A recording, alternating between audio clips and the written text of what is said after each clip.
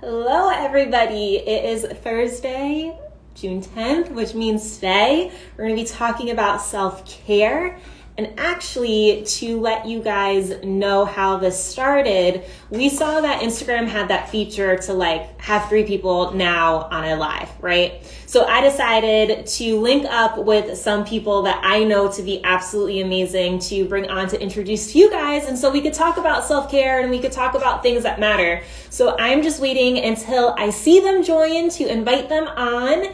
And here is one person. Hold on one second. Boom. Joining us. And then Toya will also be joining us. And there's Toya. Awesome. So let's see how long technology works because, Mercury retrograde, right? Hi, Toya. Hey, peace and love. How you feeling today? I'm good. I'm a little off, but it's okay. Right, and a lot. It's a lot for sure. Let's see if we can get Paris on. Okay. Sent her the request. She sent one back. Let's see. We shall see how long it takes. Okay, no worries. We're going to thug it out, work it out. But in the meantime, let us know where you guys are tuning in from. I know there's people from all over, so let us know where you're located, what time it is, how you're feeling today, what's going on. So how was your day? How are you feeling? I feel good. I've been kind of just going through a lot of feels today, a lot of stillness, quiet, just, I don't know, just really trying to connect with what I've been feeling throughout this week, throughout this month so far, last month. So I've just really been, a lot of introspection has been going on. I love it. Can we switch days? Hey, Paris. Hi. I don't know what's happening. Let's go. You are here.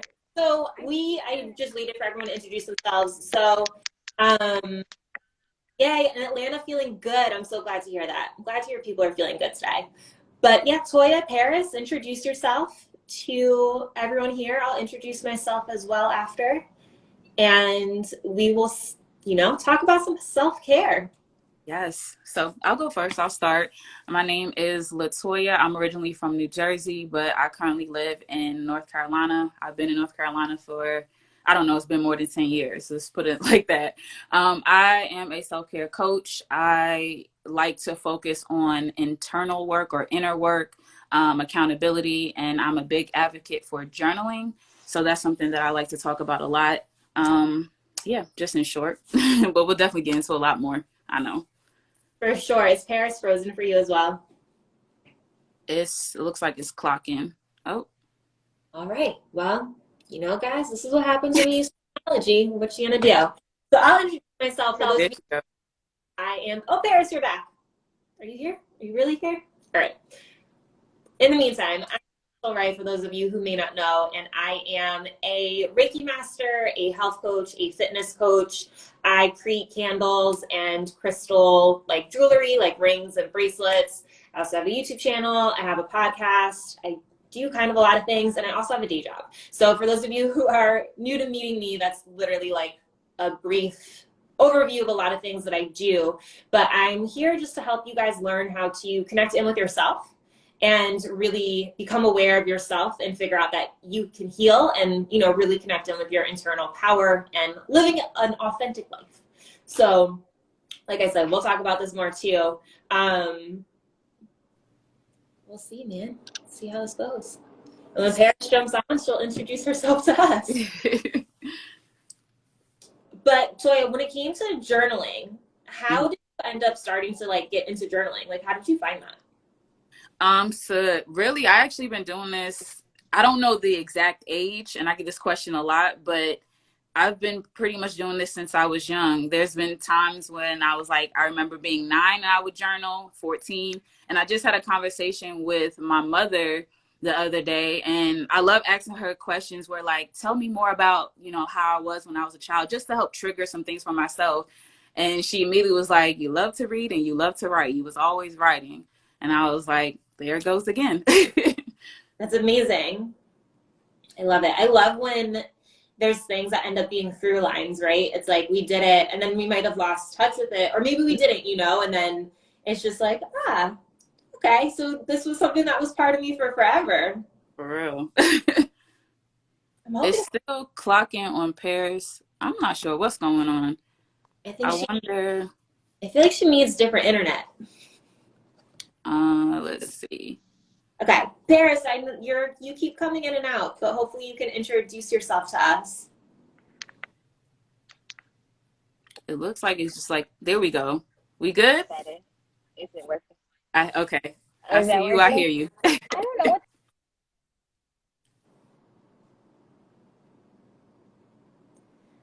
I don't know. I'm wondering if she needs to switch off of like Wi-Fi and go to like just her cellular service. Maybe try to. I'm gonna get another.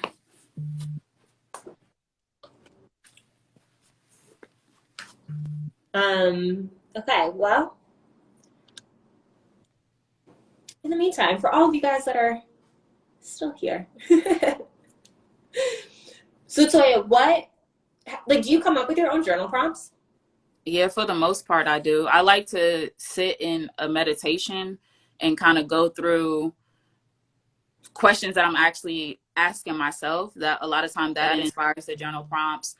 Sometimes it is things that's happening throughout my day. You know, I'm constantly inspired by a lot of different things. And then also, you know, when I'm having my own journaling sessions, there's questions that I ask myself that turns into journal prompts, or, you know, going through my old journals and older questions that I've asked myself. So this can be any and everything. Definitely. I have a question for you after about your journals. But Pariss, please introduce yourself because I think you're finally here. It's working. It just kept kicking me off. It's like, thanks for joining.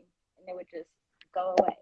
Anyways, my name is Pariss. I'm a self-care educator. I'm a writer. I'm also content lead for a really, really great self-care company called Can It Work Out? Yeah. It's a little choppy. Choppy? I don't know. Is your earring hitting your headphone? Yeah, maybe. Maybe that might be it. I'll take it. They're so beautiful, though. Is that better? Yeah. Yeah. Perfect. Yeah. Yep, that's what I do. That's all I got. I don't know where we're at, so I don't want to mess up the flow. No, you're good. Yeah. So I'm curious for both of you ladies, like, when did you get to a point where you realized that self-care needed to be a priority? And maybe Pariss, you could kind of kick this off for us. Yeah. So I was in a relationship for on and off for about 7.5-ish years. And when me and that guy finally like broke up, I was like alone for the first time. So we were like on and off living together.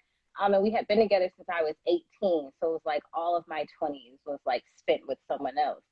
And I didn't really know like what I wanted or who I was outside of that relationship. So when we ended and I was like living alone and dating and like trying out all these new things, he was like my first everything.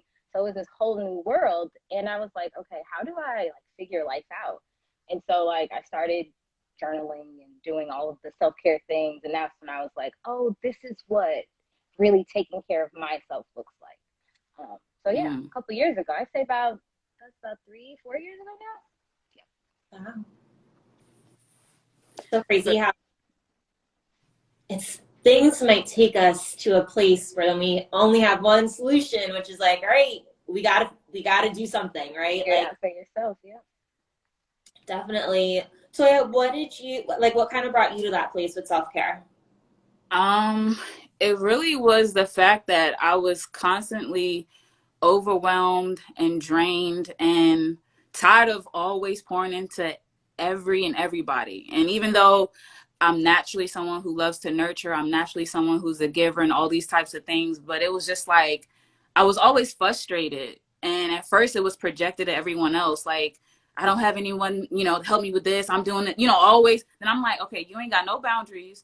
You trying to take care of yourself and take care of everybody else. You're pouring from an empty cup. Like, so it wasn't just like one scenario for me, it was multiple. And after each scenario, whether it was a relationship, a friendship, a job, family, whatever it was, I was just like always down with myself. And I'm like, you know what? I gotta do something different. Like, I really gotta take care of myself. And it wasn't just about, you know, like the physical aspects, you know, with self-care, you know, taking the baths and things like that. I'm still kind of good at that. But I realized the blockages that I had within myself on why I was people pleasing, why I couldn't say no, why I was overcompensating for certain things and all these type of things. And I was just like, I had to just be real with myself. So a lot of that started my inner work, which I kind of was always doing it, but because of my lack of boundaries and other things, I would never, it wouldn't be consistent, I would say. Like, it always would take a new situation to be like, here you go again. You know, so within the past, I would say it was about like 4 years now, I've been like, and it just connected with what I feel like is my purpose and my passion to kind of like my whole life now is the reason why I've perfectly can do this for myself that naturally comes off for other people and things like that. I love it. I feel like that's the best way to end up helping, right? Like, it's easy to help somebody when you've been in their shoes because you've been there. And you help yourself out, and then you can also help them maybe get out faster or a different way, or give solutions that you actually had to like do the groundwork. Like, you had to do the research. Like, you didn't know about it, and you can just be like, hey, well, these are all these things. What if you try this? What if you try that? You do this, and like, you could just help in a totally different way. So I always enjoy when anyone that I work with actually like did what they now teach me, you know? I had to be careful even with the way that I help people. Like, I had to release like that savior complex because I would go too far in with helping. Yeah. It's like being a visionary, being someone that has solution or at least naturally can have ideas. It's like, okay, you want to do this? You want to do that? Boom. I'm doing all the work now. And I had to learn how to protect my energy. I had to learn how to protect my time, and then also allow people to do their own work, you know, but still have that support or at least help to create that space for that. And there's still other things I'm learning with that, but I definitely had to learn that the hard way. Definitely. So just real quick for you guys to know my story, since we're going around in a circle, self-care for me, I want to say it didn't, I guess it's complex. Like, I had it, but it wasn't like I flipped a switch and everything was there aligned in one place. So similar to Paris, I had a relationship when I was in college that ended up being more emotionally abusive in a type of way. Like, not like real abuse, but like almost getting into battered woman syndrome. Like, I couldn't leave for some reason, but it wasn't healthy. Like, it was just weird, right? So finally got out of that relationship and realized I didn't know who I was, and I had no friends. And I was having panic attacks, and it was hitting bottom of bottom. And so also at the time, like years before in high school, I started having stomach issues. So I had already been like kind of figuring out diets, working with a ton of different doctors. I was in therapy when I was like 8 to 10. So I'd kind of like been on a journey of having a toolbox, but not fully utilizing it. And so since then, it's kind of always been like, okay, I know I can work on this and this and that, and learning to hear myself more and understanding my capacity, and that I can't always just do all the self-care at once, right? So every year or every time I work on something, it's just kind of evolved and built, and then I have a habit that's now my new lifestyle, and then I work on another aspect, and then it just changes into that too. You know what I mean? Mm-hmm. So that's kind of just where I've been, and it's probably been like years on years, like over 10 years of this. But I'm curious, so from like a self-care perspective, what are some different self-care tools, and maybe you guys can do the ones that you like the most, like, what are your favorite self-care tools? Because I think there are so many out there that people may not always notice are like self-care habits, you know? Mm-hmm. Yeah. I posted a post a few days ago, and or whenever National BFF Day was, and there were people who commented saying like they didn't realize that friends were part of self-care. And I have like very core groups that like I know I can go to. Like, I have friends that like we're all in these coaching type business things. and I have friends that I like grew up with. And so like that's a part of my self-care, just going and knowing when I need people. And then writing. I do a lot of writing and journaling. So yeah, what else do I do? I like to just be outside and walk. I can walk for like miles if you let me, and just like get in this zone of like, okay, I don't even know where I'm at anymore. Like, how far is it gonna take me? You know, how long it's gonna take me to get back home? And so when it's nice out, walking is a big thing for me. Yeah, people walking. I love that, and that's true about friends and those circles and spaces that you're in. That's really important for self-care because it affects you emotionally, mentally, financially sometimes. My favorite, I would say, in a nutshell, I would say creating, because anything that I can typically create aids in my self-care because it connects with my inner voice. It helps me to practice self-trust. It helps me to practice decision making, which leads into other areas of my life where I'm learning how to be secure in things that I'm deciding for myself. So sometimes one of my favorite things to do is, I don't really have a name for it, so I guess I could just describe it, but I'll like jump from, it's almost like I can't keep still, but I allow myself to have these moments where I just go into a frenzy. Like I start off in a meditation, then I'm journaling, then I'm setting up a decor spot in my room. And then it's like any idea I have is like allowing, like a child, like go play, go roam and play. But it allows me to connect with myself, and it gives me this type of boost that I need to do other things. And of course, I love nature. So I love being outside. I love being with the elements. Water and fire is probably my two favorites where I get the most reflection from. So being able to interact with that is something that I love as well. Did I say writing, journaling? Yeah. That's one of my go-tos right there. Those are all amazing. Some of the ones that I really enjoy. So I think I'm fascinating. Not like I'm fascinating. That's like such a cocky thing to say. Didn't mean to say it that way. But like it depends on my mood. Okay. Like it depends on what's happening and like where I am in my life. So if I'm, and like we can bring it to this, like it also kind of depends like where the energy is and like where the moon cycle is, right? Because certain months I might feel more hermit, and certain days I might feel more hermit, and other days I might be like, oh my God, I want to connect with everybody, right? So if I'm in a place where I don't really want to connect, but I haven't had a choice and all these people are connecting with me, or I have to because of the day job, I'm like, I need to go outside, my phone is staying home, let me go for a walk, and I need to shut everybody out. Or like, I'm going to turn off my phone. So that's one of my favorite self-care techniques. Actually, my most favorite one that not many people, like people get surprised whenever I say this or like suggest it to them. When I go to sleep, I put my phone on airplane mode.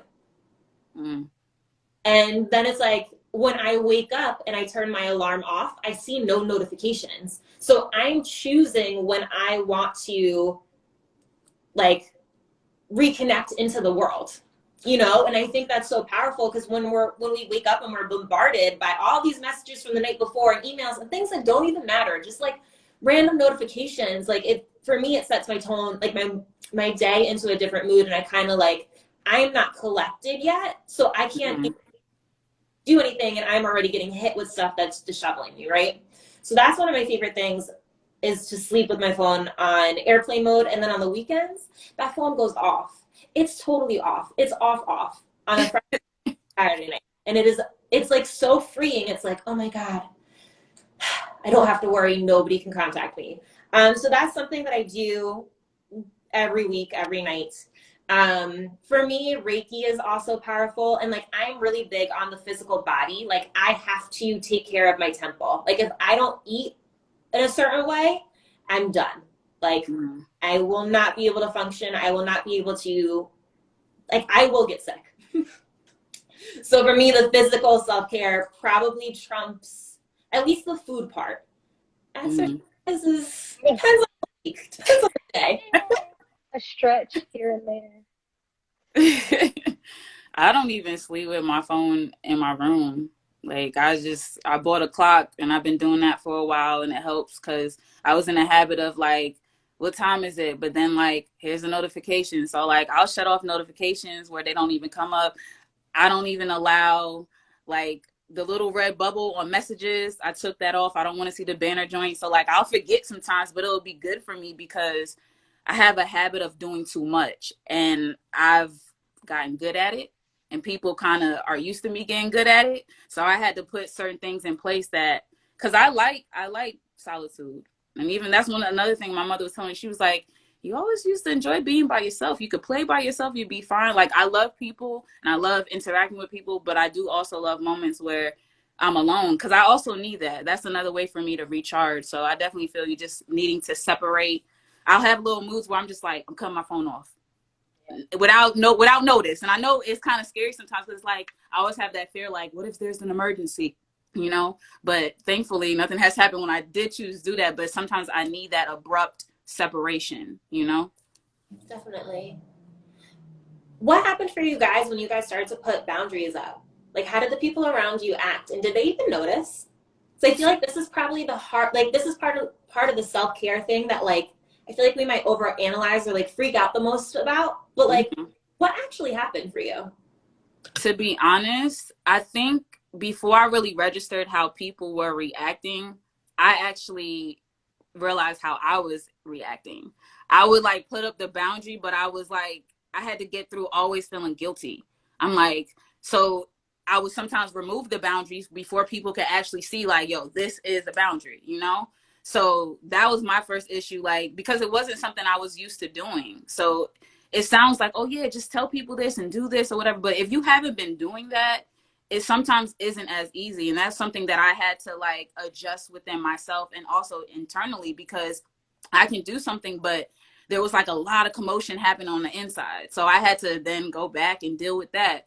So when I was able to enforce like a stronger boundary and people will react, I was able to kind of see things a little bit more clear to be able to communicate exactly what they were doing, because people will start to like try to make you feel guilty. Like, oh, but you always do this and you don't. And I'm just like, and if you don't kind of stand up to that, then you kind of will weaken your boundaries. So my thing was like, I've been able to see it a little bit more clear, that allowed me to communicate it when someone was like either crossing the boundary or trying to make me feel guilty, whether they were doing it intentionally or not. But just being able to communicate it and catch it and see it was how I kind of responded to people. That's awesome. Yeah. I I feel like I was setting boundaries before I knew what boundaries were. Like, it's a word that I had heard before, but this was before setting your boundaries became a thing, you know, like years and years ago. And I am a very big person on, yes, I'll do it. Yes, I'll help. Yes, I'll do everything. Like that caregiver vibe, right? Like, I'll always be there. And that turned into me like giving people rides home at the end of the night, and like putting myself in situations where I wasn't safe, or just doing things I really didn't want to do. And so I kind of just stopped doing all of this stuff. And that's when I lost people. I just lost them. Like, they would go, or I would, you know, just kind of fizzle out with communication or whatever the case was. But I just found that like the people around me just got smaller and smaller. But those were also the people I didn't realize who were respecting my boundaries and also not pushing me in a way that they knew that I might not want to be pushed. I guess maybe because they, you know, how people know how you are. And so like, if they know that you'll probably say no to borrowing money, they won't ask you to borrow money. But I had everyone doing all of those things, like, yeah. And I was like, okay, here we go. And like, now I'm, again, losing sleep, losing money, losing energy. And I just stopped. And when I learned what boundaries were, I was more so able to then voice those boundaries and say, like, this is what's happening and this is why. Like, this is what's happening in the past. This is what I'm dealing with internally, but this is what I need to happen right here. So yeah, I wish people, I think that's one thing with self-care, with teaching it, is that I really want people to trust themselves to set boundaries. Because I think that's another thing, we don't trust ourselves. And when we cross those boundaries, it's a lack of faith in ourselves in a way. So yeah, I love boundaries. Boundaries for everyone. Yeah, self-trust is definitely an important component. And it's an intuition thing. Like you were saying, you realize what it is that you need or what you want. And when you start to listen to that voice, it's like, okay, now I am trusting myself. I'm trusting my intuition. I'm trusting my higher self. But I'm trusting me at the end of the day. And if I'm trusting me, then I know what's best. So I can say that this is a boundary and that's a no. Mm-hmm. This is a thing. Because you know yourself. So, yeah. Right. And I think it's also like because I was the same way, like yes to everything, doing everything, managing everything, taking on everything. My plate is full, but I still want more. I can't stop. Like I don't have no limit, you know? And it was like, because that made other people comfortable. And then I was like comfortable doing that. So like when you're comfortable, like everything's all good. So like when you kind of just snatch it and pull it away, it's like, well, what's going on? So like Yeah. I'm uncomfortable and you uncomfortable, but you know, we both got to work through this. Yeah, definitely. I think, Pariss, when you ended up putting the boundaries out, you like, and people faded away or like fizzled out, did new people come in that were even better? Yes, that's another great side of it. I did, and I see now that those people are my people, right? Mm-hmm. Like I was working in daycares, and those are filled with women, so it's a lot of energy there. And when you just have these co-teachers or you're in and out of these classrooms, it's easy to start that like just blabbing about life. So we're just constantly giving all of this information to people, and it makes you feel like, oh, these are friends. Or like, oh, these are people I can trust. And it's just like, no, these are people you work with. Like that's not really the same thing. So I lost like my work friends. And at that time, that was a big deal for me because I, like you, Khrystle, didn't have friends like really, really outside of my relationship. And the friends that I did have were like distant or, you know, whatever. Like we weren't here. So I had to kind of recreate a thing. And now I'm like, I feel like I have a great team. At the same time, I wish I had more of those like people that are not super super close. Like I don't want to call them just like associates, but just those friends that like brunch friends and things like that. And I've also found like I've lost those types of people as well. And the pandemic has probably played a huge part in that, but like those people have like fizzled off too. So I'm back to this core group, and that's great. But like I still long for that extra bit. Definitely. Yeah. I just wanted to show like sometimes once we make space, something else comes in. Yeah, Mm-hmm. sure. Right. And so both of you ladies know this a lot. Like what happens once you start making self-care a priority? And so I know like Toya, you're really great when it comes to the emotional health aspect of it, and Pariss, like you're really amazing on the mindset piece of it.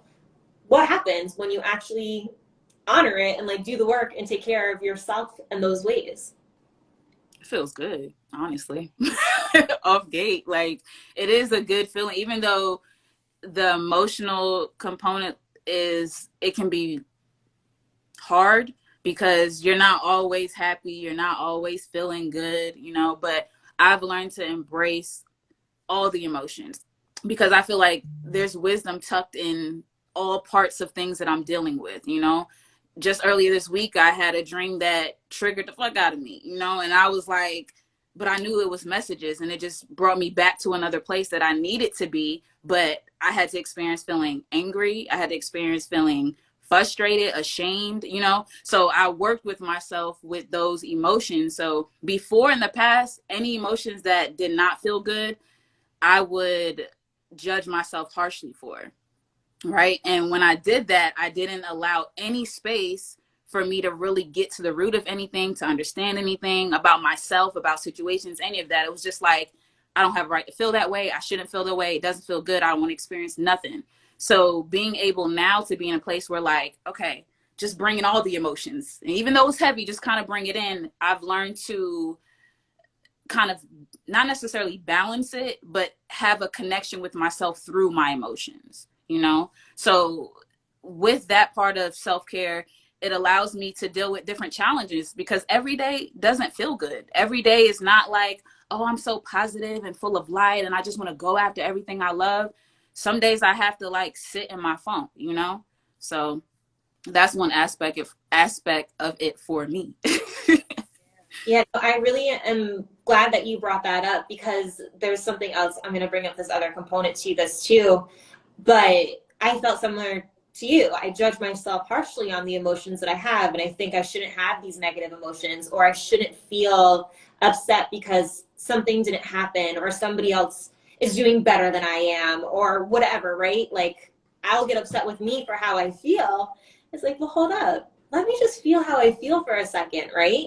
And then one of the things that I've recognized, and also more background, I used to run from my feelings. I would use weed, I would drink, I would smoke like cigarettes at one point.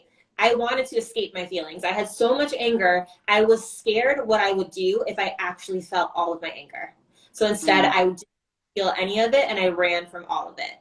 And I numbed myself out, right? So that's the background. But what I've noticed is that the more I'm capable of accepting how I feel and accepting myself as somebody who's human, who feels different feels, even if they're not logical, even if rationally it makes no sense, it totally helps me accept other people so much more, because I'm not judging myself. So I'm really not judging them anymore, because we're the same. We're human. I just have a crazy feeling and it doesn't make sense. I just feel some way and I don't always know why. And like, I can respect that you're doing that too. You know what I mean? So I feel like that component just really plays such a key role in our relationships, and also just like feeling better and like living a healthier life in a way. It brings the honesty component to self as well, because it's like you said, being when you're trying to run from your emotions or trying to run from what you feel, then you are doing other things as to numb it or a distraction. And for me, it's like I did that in different ways, and it's like I can only run from myself for so long, you know. It's like no matter where I go, I'm taking me with me, you know? So it's like, it's at a point where it's just like, okay, I'm going to face it. I'm going to feel it. But then also there's so many other things that could be like beliefs that I've had from childhood, things that I was taught about how I should feel, that kind of messed me up on feeling things. But then also like noticing that, like, okay, like if I ever had a moment where I'm just like, okay, you acting this way, why you acting this way? And it's like, you jealous. And it's like, jealous? I'm not jealous. And it's like, wait, I am jealous. And it's just like, like, no, I don't want to admit that. I don't want to feel that, you know? But then it brings something out within myself that shows me like, okay, this doesn't feel good, but because you're feeling it and you're allowing yourself to accept it, let me show you another aspect of yourself. And now if you are willing to change it or work towards something else, you have that choice to do that, you know? Yeah.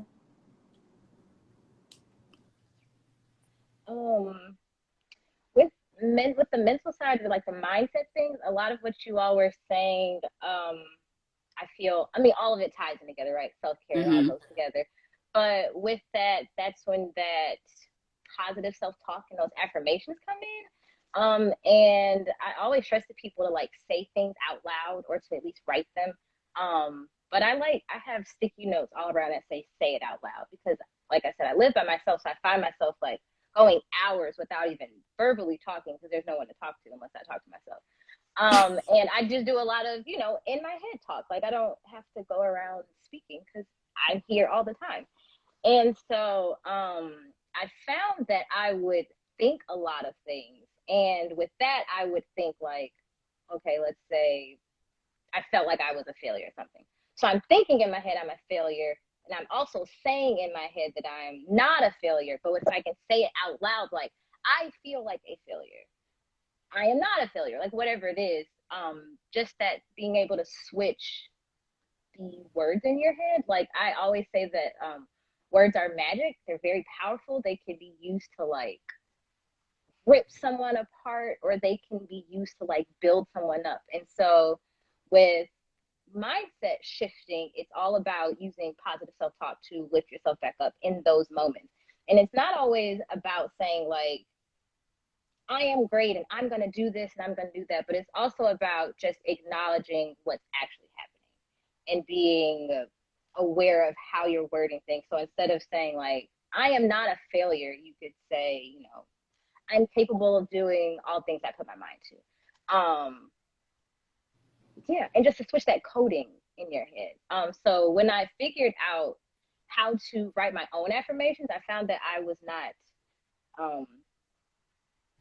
we're always reading things, reading books, reading posts on Instagram, posts on Twitter, whatever the case is, and they're great. They're great affirmations. But they're not always catered to what we really need in the moment. And so when I learned how to write my own affirmations and affirm myself for each specific thing or what specific moment that I'm going through at the time, that was a real shift for me, because then it was just like, oh, I'm really believing these things now, versus believing all of the things that I was hearing from other people or from other places about who I am and what I do. So yeah, sticky notes everywhere, just those constant reminders of like, hey, it's okay, you're good, like everything's fine. But yeah. Do you happen to teach people how to write their own affirmations? I do. I actually have I had an entire program that I was selling at one point, and then I stopped. But like, I took a piece of it and turned it into a freebie. It's like, I called it a free writing session, and it's just like step by step on like how to do these things. But I always tell people to start with the basics, like I am, or what's something else? Oh, I can't think off the top of my head. I don't know, but to use positive words. So not so much not so much won't, not so much couldn't, or things like that, but I am this, I can do this, I am capable of these type of things. And I think another thing is that I'll say personally, I was reading these affirmations and I felt that they were so well written and like wordy. And affirmations don't always need to be wordy. They don't always need to be these long, like, I am the most powerful divine being of, like, it could literally just be, I am powerful. So I also encourage people to just say the basics. Like, whatever comes out is what comes out. And if it's meant for you, then it'll come up. So, yeah. I love it. I love that. So And I agree. Oh, I'm sorry. no, go for it. I was gonna just to add on to what Pariss was saying, like I definitely agree about, because even for me, I feel a stronger connection to affirmations when I'm creating my own. Not to say that there aren't ones out there that are helpful that I can still connect with, but one of my favorite things to do with affirmations or creating affirmations is starting like it leading from or coming from inner work that I've been doing. So like if I notice that I'm having a hard time making decisions, then I would spend like a journaling session, a meditation session to kind of work through why am I struggling to make decisions for myself. And once I get kind of to the root at the time, as deep as I can go, I then start to reverse some of the things that have caused me to feel that way. So I find myself repeating certain things when I get back to that situation where I'm just like, nah, I can't even do it. I'm like, nah, you got this. Like, I trust myself to make good decisions. Like, because I'm used to going to the negative self-talk because of how I've conditioned myself with different experiences that I have. So sometimes working through insecurities help me to create a certain affirmation that becomes something I can replace at a time to just remind myself. It's not always going to be like, I'm going to say this and it's just like, boom, I'm this person. For me, it's like, it's a reminder, because if you're so used to speaking ill of yourself, if you're so used to saying things that are negative, then you may not even have a toolbox of positive things to say. But if you know that you spent hours getting to the root of something, and now you just have one phrase or two phrases or how many phrases that even if you do say that negative thing, is like that war with yourself, like, nah, we're not gonna do this right now. Like, I got this, and allow you to just take one step. It's not always perfect. And I think sometimes people think with affirmations, like, I just gotta keep saying it till it happens. Like, it's a mind and a heart thing that has to happen as well, because sometimes you can keep saying things like, I can say I'm beautiful, but if I never really sat down and figured out why I didn't feel beautiful, then to me just saying that is not really doing much for me. Yeah, I'm so glad you bring this up because I've like been debating if I'm going to share this piece of my experience with affirmations or not, but I feel like it could help a lot of people. So in 2012, I was having anxiety where I was having panic attacks, like really bad anxiety. And I decided, I got out of that breakup, whatever. I was at my parents' house. I created all these beautiful affirmations. I cut them out. I went to my college apartment, hung them up all over my room, would walk in my room and immediately have a panic attack, and I had to take them all down because it was overload. It was me trying to push myself to grow in a way that was way too fast for where I was. Couldn't do it. And so I walked in and I literally like, because of course I didn't believe any of that stuff. I was at rock bottom at that point. I had never felt so low emotionally of all time. And I took them all down, and then I started with writing. That was my first thing to build myself back up. I wrote, who am I? What do I like? What did I used to like? How am I feeling? Where is this anger coming from? And I would write every day. And then after the writing, then it evolved into the food and all these other things, right? But I'm glad that you brought up that point of like, just start with one or two. You know, like what is it that you are struggling with the most that you're ready to take a step towards, that you will be able to believe it? Because if you can't believe it, you're gonna hit that resistance like you were totally explaining. You're gonna hit it every time. You're gonna hit that negative self-talk still. And I think the important thing just to even see in the dynamic of what we're sharing is self-care is about understanding what is best for you, you know? Like there's certain aspects when you were talking about how many sticky notes and you had anxiety or a panic attack. I know even when it comes to certain ways that I like to like plan my day and things like that, my process is very overwhelming for someone else. Like I can't do all that. Like it's just too much. I got to do one day at a time. And sometimes that's me. So it's like finding your rhythm. And I always say to people like flow to your flow and trust that, because sometimes when we're hearing self-care and we're watching a lot of different people, we're like thinking this is the right way. Wait, no, she said this. No, this is the right way. But it is okay to find your way. And if it is different from other people, even if some things resonate, the point is to trust that you can kind of guide yourself in that way, because not everything works for everybody because we're different, you know, but we can still share and exchange to inspire each other, because maybe someone's like, well, I never thought to write affirmations like that. And maybe a wall of affirmations will help. But then if you realize and you can connect with yourself to see like, nah, that's going to be too much for me. And sometimes you have to do it and realize it's too much to then find like, okay, let me just take 30 down and leave 2 up, you know? So that I think is the most important thing, to be able to build that trust back within yourself to do what is best for you, you know? Definitely. And so in the meantime, I just want to let people know if you guys have questions, you can either like put them in the comments or throw them in like the box and I'll look at them. So we're here to answer those questions. But I just want to expand upon that topic that you were saying about you have to learn you. Mm-hmm. And so one of the things I learned, so 2016, competed in a bodybuilding competition. I still couldn't eat right. Something was wrong. My stomach was messed up. I had a metal taste in my mouth at the end of competition. I had a salad, and 20 minutes after eating a salad, I was crying at my desk because I was in so much pain because my body couldn't break it down because my digestive system was not working functionally. And so I went to the doctor and I got all my my food sensitivities done, and I couldn't have garlic, onion, bananas, strawberries. The list goes on and on. It was huge. If I talk to somebody, oh my God, eat healthy foods. What are healthy foods? Garlic, right? All these things, like these things that I physically could not have is something that somebody would totally tell me to have. Have this, have onion, have garlic, have this fruit and that, have salads, whatever a normal somebody who's like suggesting healthy eating is going to tell you. And my body, absolutely not. It was keeping me in an inflamed state. I have an autoimmune issue, right? And all that is contributing to it. And so I went vegan, well, veganish, because I eat honey.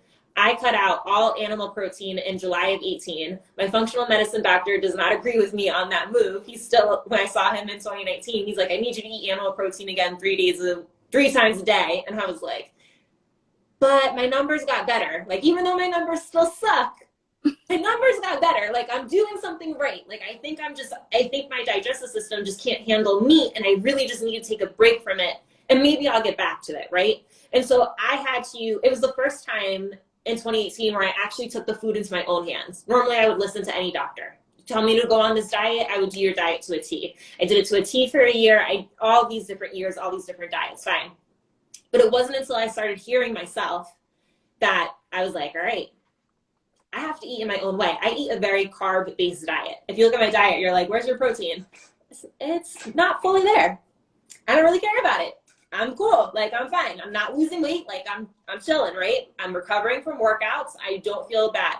So learning to listen to your body from food is really essential. But the other thing I was just thinking, and of course it just slipped my mind, the other thing that I want people to realize, and I talk about this sometime, is the moon cycle, right? We are energetic. We are high vibe and low vibe and have different food cravings during different times. And so if we think that I'm going to do this routine every month, 4 weeks straight, no, you are not. Because there's going to be a week where your body's going to, especially as a woman, there's going to be a week where you're going to crave different foods because your hormones are changing. So when you learn the cycle, your ability to be consistent with the self-care and the food and the exercise, because your energy levels change, like once you learn that cycle and your own personal cycle and your emotional cycle within that, self-care is a breeze in a sense. Like, you know, like living healthy becomes easier. So sorry, I just talked for forever, but No, you're good. He was in a flow. Had to get it out. That's good. That's good. And that's important that you said that, you know, if you think you're going to do this routine forever, it's not true. Like, even now when people ask, like, well, what's your self-care routine? And I'm like, it's always changing. You know, as my plate shifts, sometimes I have to shift my self-care routine. I have like core things that I like to make sure I consider, like make sure I'm resting, make sure I'm giving the things that keep me grounded, because they produce so much fruit in my life.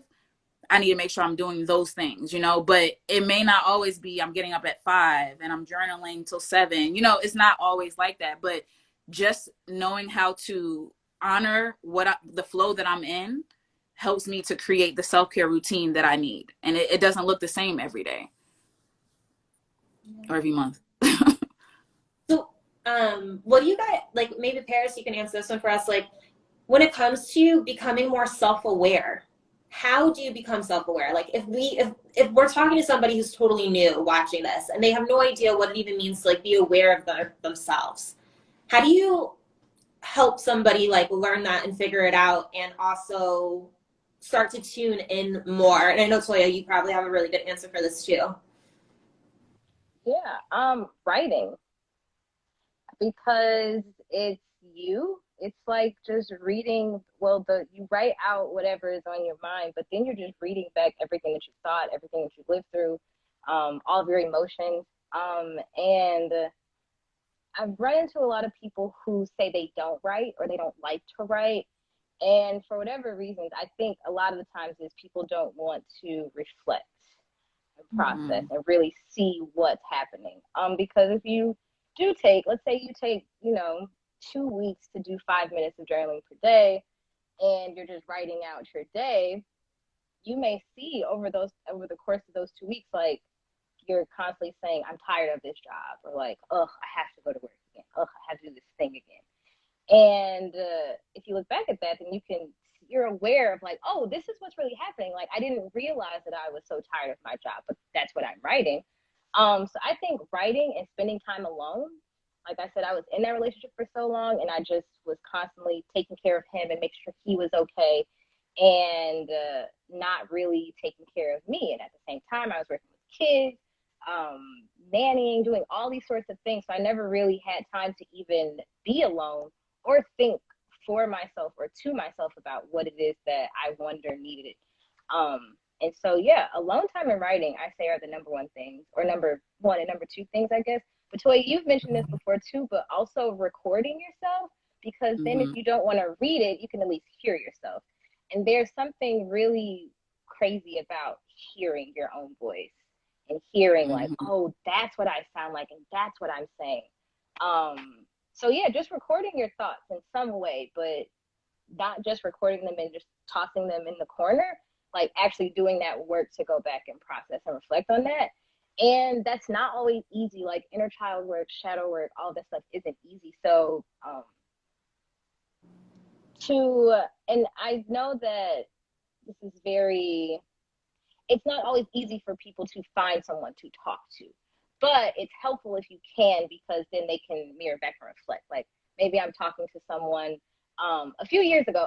There's this woman I worked with, and we talked every day. We talk at work, and then we come home and we text and all these things like that. And one day she told me, like, you sound really negative. And I was like, no, I don't. She was like, yeah, you talk really negative about this job. And like, we both did. We both were trying to get out of that job. But she was like, you're not really speaking power into anything else. But I had that reflection of someone else who was in the same situation as me to say, like, hey, this is what you really sound like, and this is what you're really saying. So finding someone to talk to, whether that's a coach or a therapist, or even if it's just your best friend, or again, recording yourself if you have no one to talk to, recording and listening, but finding a way to reflect back what you're going through and what you're saying to yourself. I would have to agree with that as well. Definitely writing, because it gives you a place to be intimate with yourself. A lot of times we're not always speaking what we're thinking. So it's easy to wear a mask or find another way to do things and kind of disguise what you're really feeling. So having a place, of course, to be honest with yourself through journaling is definitely important, and a way to, expand your self-awareness. Even if you feel like you don't know what to write, I feel like I always tell people, you can still write that. Like the I don't knows is still something you're writing down, or like, I'm supposed to sit down and write and do this practice. I think it's supposed to help, but I don't think it's going to help. Write that, but a lot of times we think we have to write what's right, so releasing that and just being able to connect with literally your feelings, your emotions, your thoughts, your moods. These are different things that help us to really gauge, without the distractions, what's happening within us. And I think that's really important, especially when there's always a lot that's happening around us. And I agree too, as well as the voice memos. That's something that really helped me on my journey a lot. It got me to a place where I had to embrace my voice, because I was one of those people like, I don't want to hear it. Don't like my voice. Don't like how I sound. But it showed me how judgmental and critical I was, right? So then I'm like, well, here's something else to work on, So, and then like you said earlier, Pariss, just being able to speak the words. Like when I'm writing sometimes, and I love to write, and I don't really care about grammar. This ain't no thesis paper. This ain't no college paper. I don't care about it. I'm just writing, If I got to scratch it out, I don't care. But also speaking just gives another way to open up your voice, to say what you feel, because you may overthink or second guess yourself when you start to write. But if you just hit a voice memo or hit record or something like that, you can just like speak, like, I don't even feel like doing, like, let all the emotions rain through your voice. And then when you do give yourself space to play that back, now you can then hear yourself from another perspective. And I think that's probably one of the most powerful things for me, is like, sometimes I can't hear myself, well, at all. I can never really hear myself a certain way when I'm actually speaking. Even when I do like, lives or podcasts and things like that, like I'm in the mode of just expressing myself, and then I'm playing it back and I become a listener to myself. So it's a way for me to practice being a student of myself, which helps, expanding self-awareness. Solitude, stillness. So like meditation, stretching. And I think the word stillness, what sometimes gets confusing, I didn't think about it until like maybe sometime last year, like, because when I would explain different things that I consider stillness, I was like, people probably be like, girl, you ain't still. How you gonna say stretching is stillness? You're not still, But stretching for me it's not only just the movement that has to be still. It's like this mind and body connection that's happening that allows me to form that stillness. That's like, okay, I need to have this communication with my mind and body. So anything that allows you to kind of connect those things is really important. I feel like it's something else, but it's not coming to me right now. Oh, nature as well, and that's not for everybody. I definitely understand that. Like I said, do what you feel is best for you. Try something new. If your way's not working, maybe you can be inspired to do something else. But me being amongst like trees and water and the wind and things like that, it automatically puts me in a reflective state. So then even if I'm watching people, it, like, I know when I'm being too judgmental, then I have to judge myself. or noticing things that help you to pay attention to your inner dialogue. I think that's also important. Yeah. And just to expand on this a little bit more, I love how you brought up stillness isn't even like not necessarily being still. Like I find stillness when I'm out and about because it's like a certain way of dozing, like not dozing off. You're Like a focus or something. like change your focus. Like you're in a different place. Like your mind goes somewhere else. Like I feel like I experience that when I wash dishes. It's a certain state of mental state. It's not always literally being still. I can't be still, which is one of the reasons why I always resisted meditation. And Toya does this too. She'll watch a fire flame to meditate, right? You're watching something, you're having a focus, but you're allowing the mind to go still.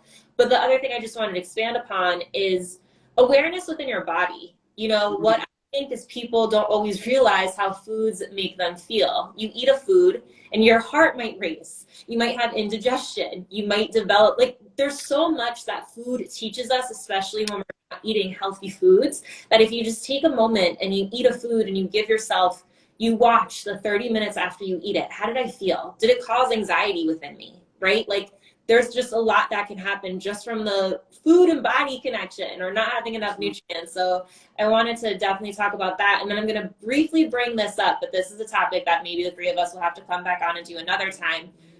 I'm somebody who's an empath. I feel emotions all around me, right? I can sometimes pick up on a lot of things. And if I am open, I will feel more and pick up on more. So when I go to a movie theater, when I go to a concert, when I am around a large group of people, or not even a large group, I could just go into the supermarket.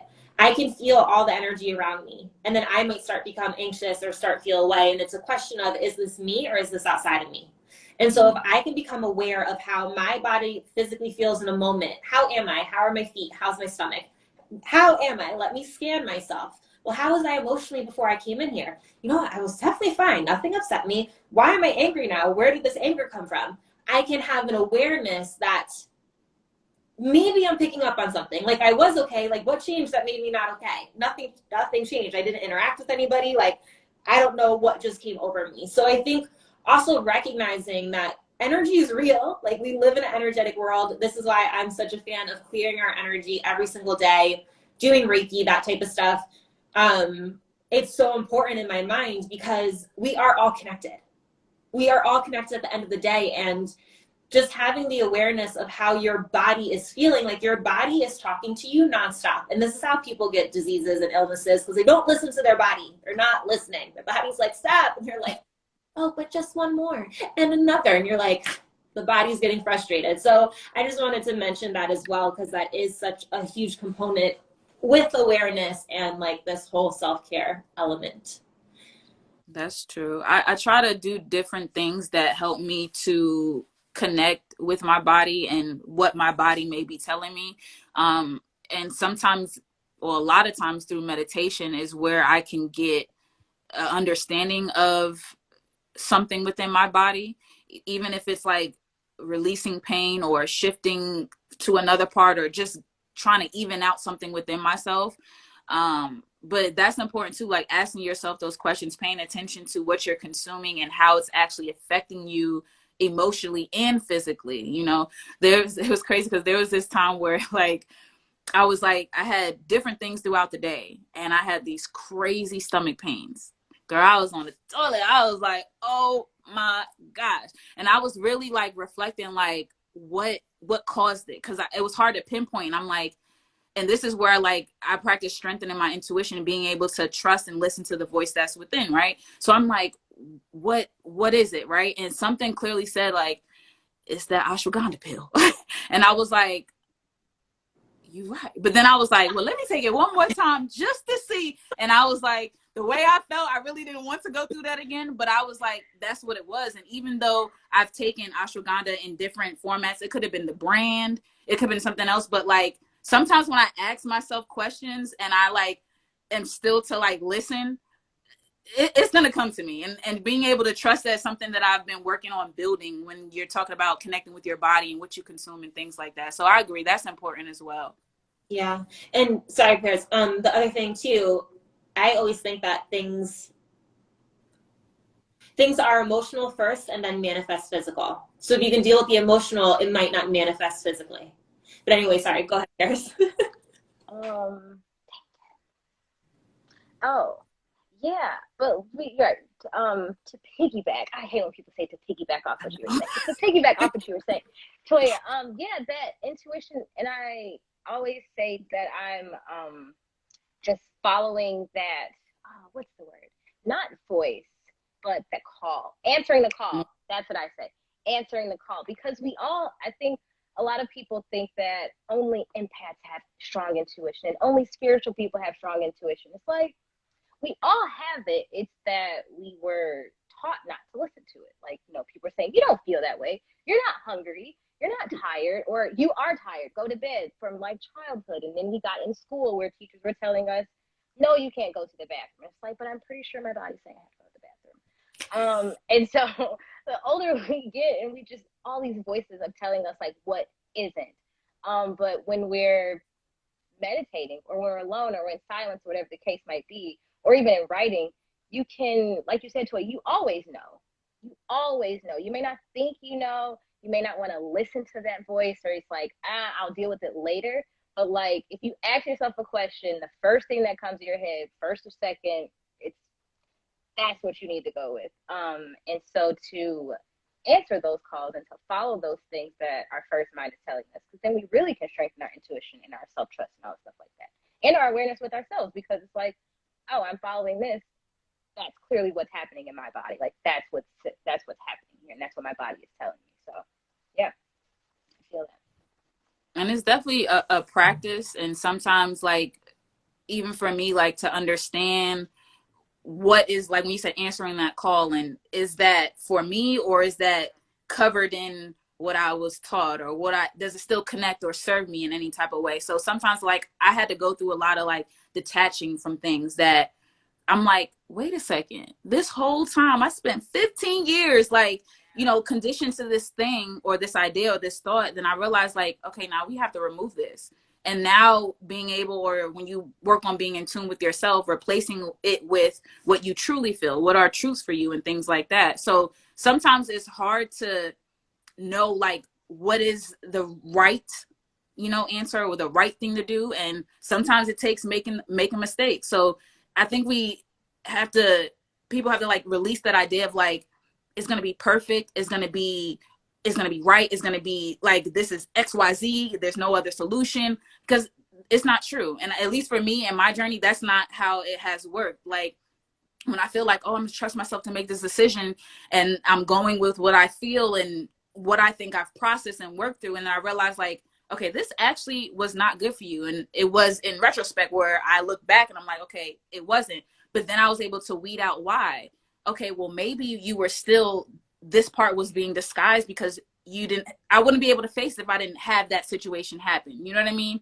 So that's why it's still important to embrace all things in a certain aspect, and still, sometimes I feel like we don't move in any direction because, like, we're still like trying to make, like, this next step has to be right. It has to be the one. It has to be like, I don't know. I feel like I had to make mistakes in a sense. So I've learned how to embrace the mistakes in a sense, in order to sharpen my intuition, in order to sharpen the trust that I have within myself and things like that. And to remain flexible and gentle with yourself, because like you said, it's not always the right decision, but it's the decision you made, and to deal with or whatever comes with that. And if it's not the greatest thing, like, let it be a lesson learned, and like, it's okay. You can still do something else. Like, you can still change your mind or make a new decision. So, yeah. The choice, yes. Yeah. I like to think of it as like the biggest experiment. I'm just trying to think. Yep. Try everything. And people would be like, you're crazy. Like, you don't, like, you're just gonna, but I have that essence to myself too. Like, I'm just gonna be a little free spirit. I'm just gonna go and try and be spontaneous and see how it all may land. And that doesn't work for everybody, but in some aspect it does work for me. But I definitely feel like, just be a little experimental. See what works. Because sometimes you have to, because when you don't know. The Try Everything song from Zootopia is always playing in my head. It's like, just try, like, because you don't know. My best friend says it all the time. You don't know what did she say? You don't know what you don't know until you know. Does that make sense?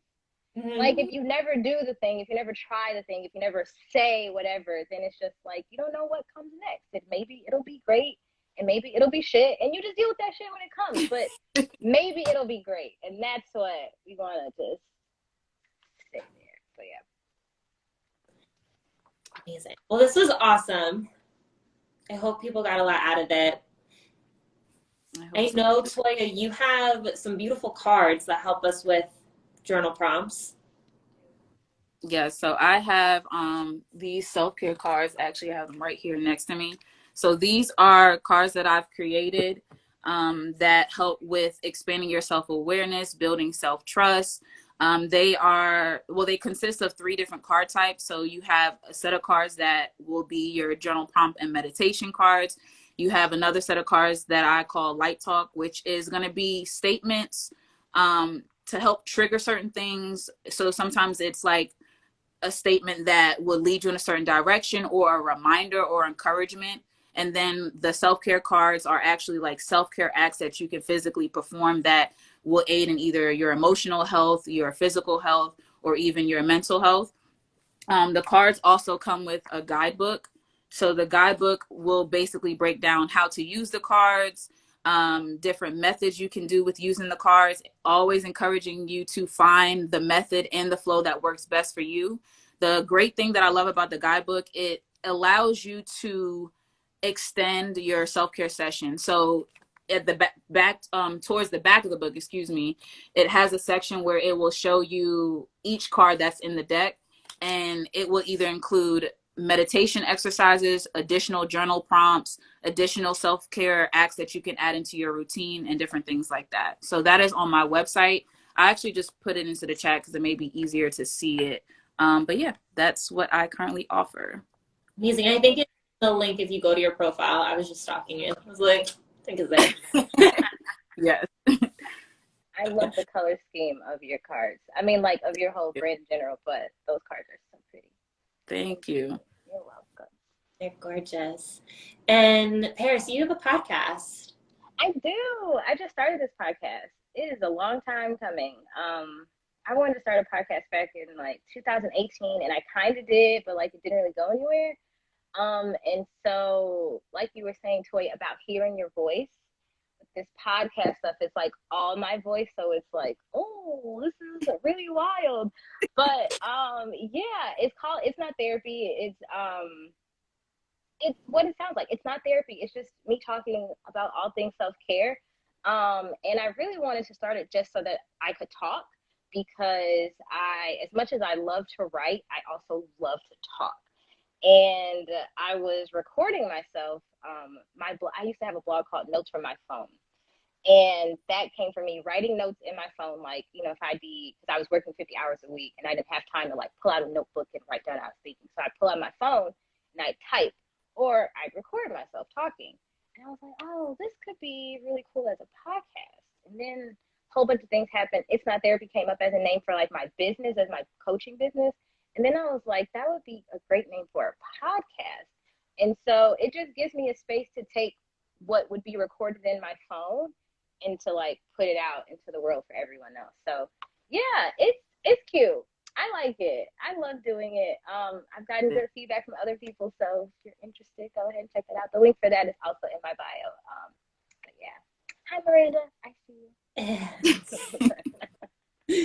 I love it. Yay. What's the best place for people to stay connected with you? Here on Instagram? Anywhere else? Instagram. I can't do too many. I try. I'm on Clubhouse. I'm on Twitter. I'm on Facebook. But like Instagram is, yeah, I'll be here. What about you, Toya?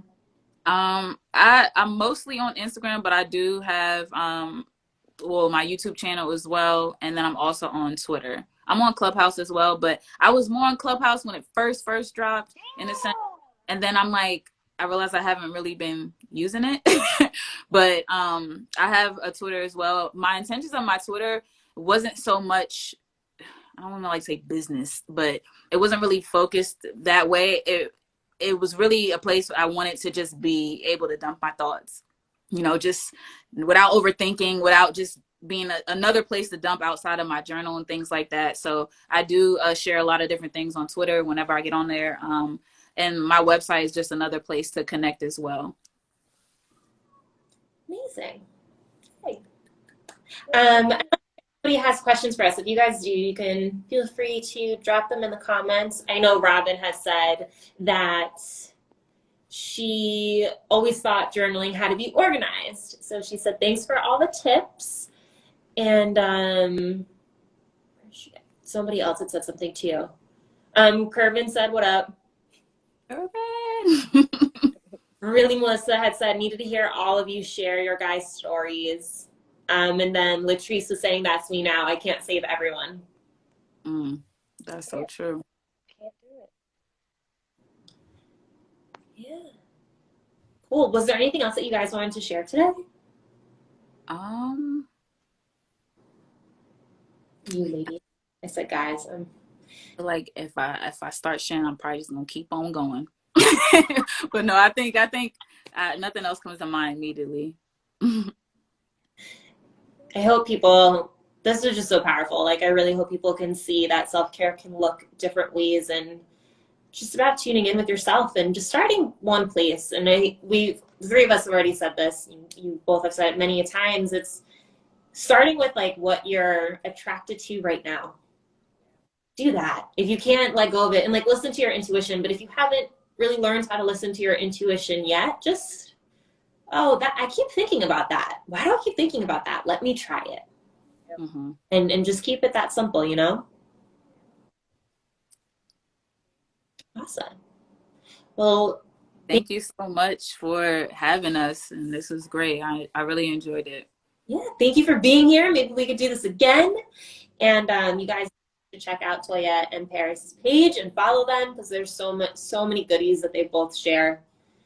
They're super powerful. They're really great, like amazing at what they do. And this stuff is life-changing. It's like that simple. Like, I feel good. Like Toya said, she was like, when I started doing self-care, I feel good. Like, that's the most addictive part to all of this, guys. Like, the three of us, I know I could probably say this knowing it to be true. Like, all we want is for all of you to feel good. Like, every day to feel good and have the power within yourself to like figure out how to continuously make yourself feel good and better. Like, that's really just what it comes down to. So if we're gonna be here, we might as well just enjoy it, you know?